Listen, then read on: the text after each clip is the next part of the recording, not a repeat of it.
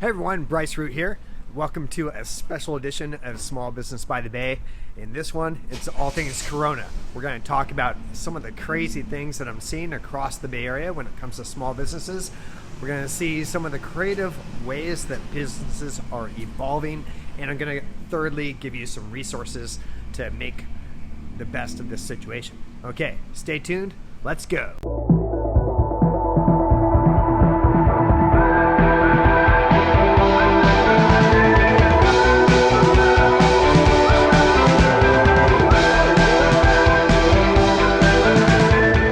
Hi everyone, welcome to this episode. We're going to talk all things Corona. So I'm seeing all sorts of crazy stuff ranging from business owners closing down for the next 2 weeks to customers walking into, before they walk in, opening the doors to coffee shops and juice bars with their feet, to restaurant owners taking the temperature with like a fever radar gun before a customer can come in to eat at their restaurant, to there being no traffic and people actually like working remotely, but even coffee shops being overloaded with people because people need their coffee fix.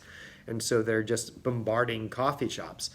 Crazy times as we all are experiencing, but I want to emphasize that you need to get creative. This is not the time to keep doing what you've always done. You need to kind of think outside that box and get creative.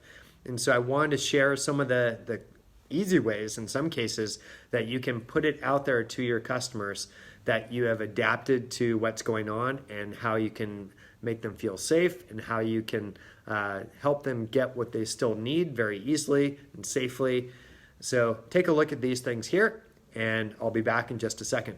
Everyone in the house, if you can't get out of this public because of this fear of what's going on, I can ship to you. I have FedEx right next door, so just message me anything that you want. You can do a video, you can text message, and I'll reply. I can email you an invoice through PayPal if you want, or you can just call me over the phone. We'll just do the credit card, and I'll just punch it all in. I'll ship it. I have FedEx, like I said. You'll have it at your doorstep the next day. So don't waste your time driving over here with all the fear factor going on. Let your man take care of you. I got you.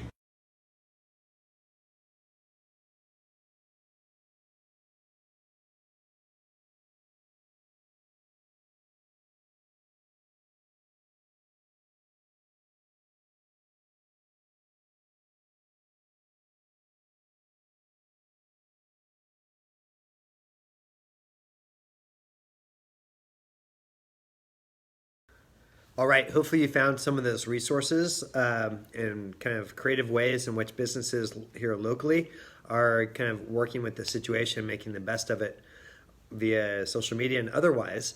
But I also wanted to give you some resources that you can take advantage of and point you in the right direction of where those are. There's two main ones I have for you. One is to be sure to check out your local SBDC, Small Business Development Center, and sign up for their e-newsletter, which is more than likely going to be on their homepage. They're going to be sending out all sorts of great information about funding, recently rolled out and talked about in the press with the president and the SBA, with those funds, that funding that can reimburse the hardship that you might be experiencing. There are going to be stipulations, so be sure to check that out. Sign up for that e-newsletter. The other resource you want to make sure to check in on is your county or your city's economic development office and their website. They're more than likely going to have a list with lots of links of resources when it comes to funding, best practices, ways in which to keep your business going given everything that's going on. So those two resources are really big. Here locally, where I'm headquartered in Santa Cruz in this region, both those resources have all sorts of great details. But I also just recently got an email from the San Francisco Small Business Development Center, and they had fantastic links. San Francisco itself as a city has all sorts of great funding programs for this type of situation. I just want to expand a little bit on what the mayor announced. There are two important payments that we are as a city deferring in order to provide some relief to thousands of businesses here in the city. All of the businesses that pay business taxes, many of them are required to make quarterly payments during the year. And the small businesses that we have selected, there will be 8,000 of them that will not be required to make their first quarterly payment, which would have otherwise been due by the end of April. They can instead make that payment on time and in full by the end of February of next year. A 10-month deferral on the time they can have to make that payment of their taxes. And then over 13,000 of our many small businesses here that pay license fees would normally have an annual payment due at the end of this month of March, just a couple of weeks from now.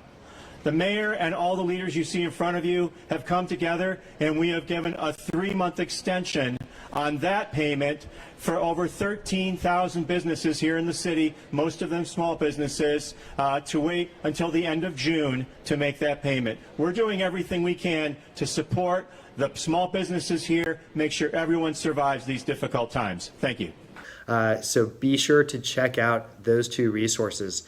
Every city and region is going to be different, but those are kind of 2 go-to places to get all the information you need. So check them out. And other than that, can't get into all the details. It's going to be different for all of you, but check out those resources, get creative, really think about how your customers are adjusting and their habits to this situation, and see how you can kind of make the best of it and integrate into those new habits, because more than likely those habits are going to be, in many cases, long term. So explore your options and get creative, because you're literally seeing habits change over the span of days right now. So whether it's Facebook Live, doing e-commerce, pickup and delivery, free shipping, whatever it might be, you have to adapt and you have to evolve. So stay strong out there, and we'll see you in the next episode. Bye, you guys.